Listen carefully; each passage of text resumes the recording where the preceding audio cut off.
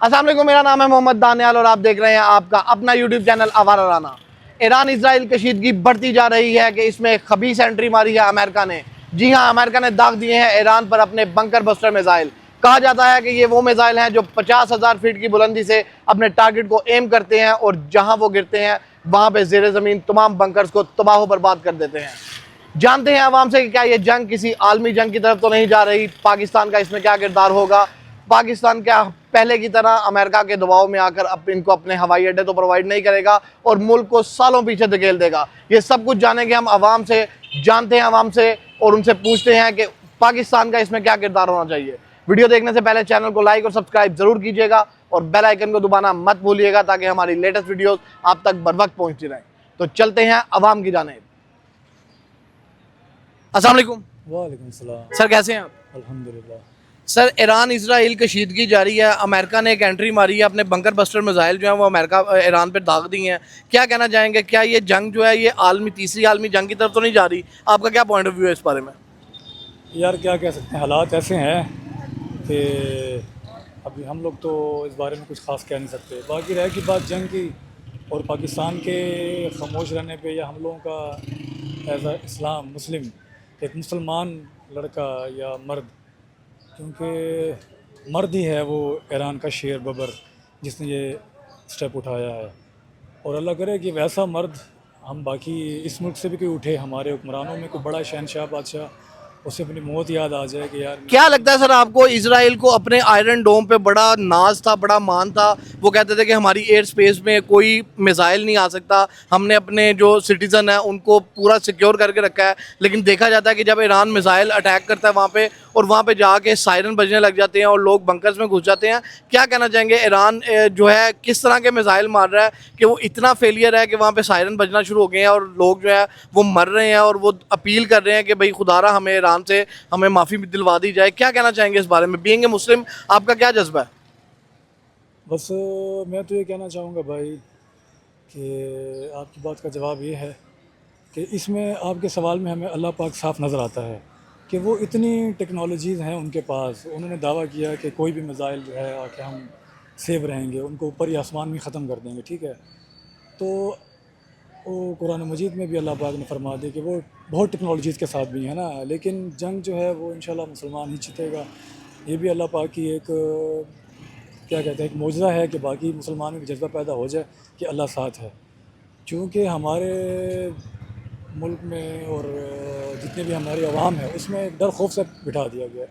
जज्बा किसी के अंदर नहीं है, सब के सब अपनी आल औलाद महंगाई इस जंग में लगा दिया। उनसे असल जंग असल मकसद हमारा भूला हुआ है। लेकिन जब वक्त आ गया तो इंशाल्लाह मुसलमान है, ये तो फिर पीछे हटने वाले हैं? बिल्कुल ऐसे ही है जी, मुसलमान है, ये जज्बा है, जज्बा ईमानी है, इसको अब ख़त्म नहीं कर सकते।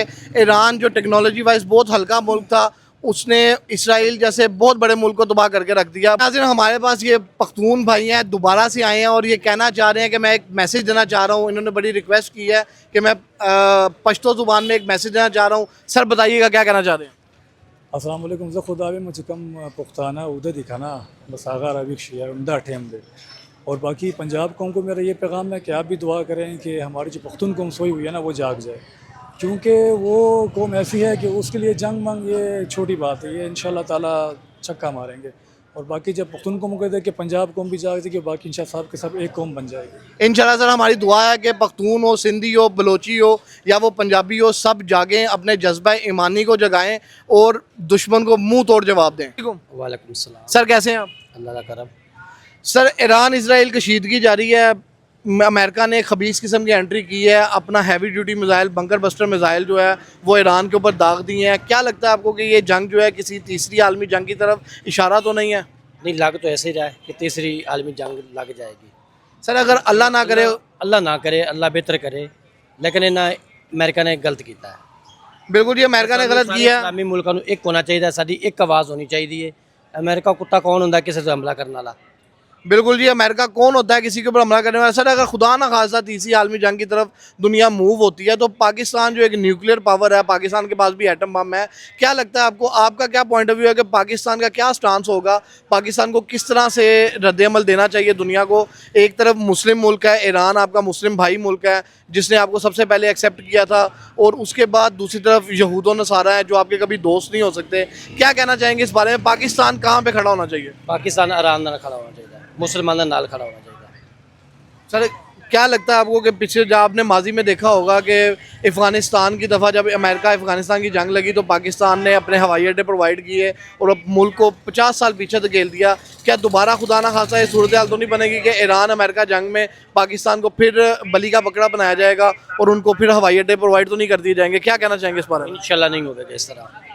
अगर ऐसा हो गया तो इंशाल्लाह से ईरान नाल है। इंशाल्लाह जी, हम ईरान के साथ हैं, हम अपने मुसलमान भाइयों के साथ खड़े हुए हैं और हमारा जज्बा जो है वो इस चीज़ का तकाजा कर रहा है कि हमने उनके साथ रहना है और काफिरों का जो है वो डट के मुकाबला करना है। बहुत शुक्रिया सर। अस्सलाम वालेकुम सर। वालेकुम सलाम। सर कैसे हैं? अल्लाह का शुक्र। सर ईरान इसराइल कशीदगी जारी है, खबीस किस्म की एंट्री मारी है अमेरिका ने, अपने बंकर बस्टर मिसाइल जो है वो ईरान पे दाग दिए हैं। क्या कहना चाहेंगे सर इस बारे में कि अमेरिका जो है इस तरह की खबीस हरकतें करता है, क्या पॉइंट ऑफ व्यू है आपका इस बारे में? थोड़ा सा पीछे लेके जाऊंगा 3-4 दिन पहले आपको। उसमें सबसे पहले अमेरिका ने खुद जो ट्रम्प साहब उन्होंने कहा जी मैं डिज़र्व करता हूँ मुझे अमन का नोबेल इनाम दिया जाए।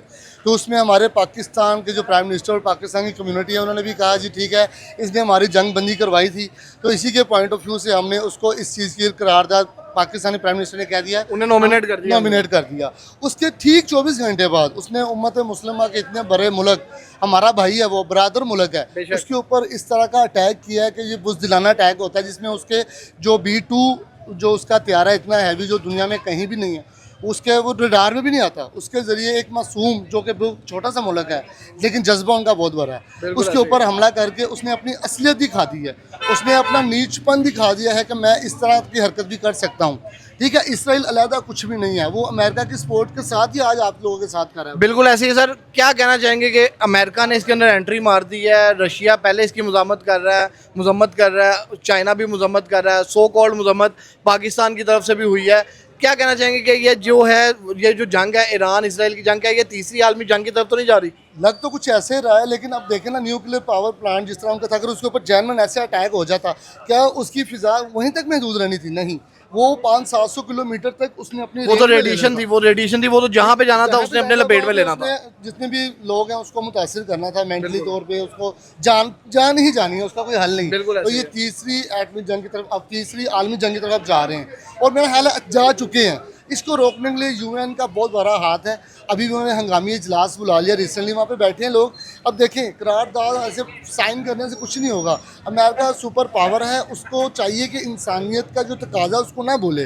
कल को कोई और भी सुपर पावर बन सकता है, उसके साथ भी ऐसा कर सकते हैं। लेकिन इस तरह आगे निकल चुके हैं। रशिया ने भी, पुतिन साहब ने, और ये जो चाइना के, और ये मुझे नज़र आई है हमारे जितने भी सऊदी अरब और एक दो ममालिक, उन्होंने भी इस चीज़ की मजम्मत की है कि ऐसा नहीं करना चाहिए था।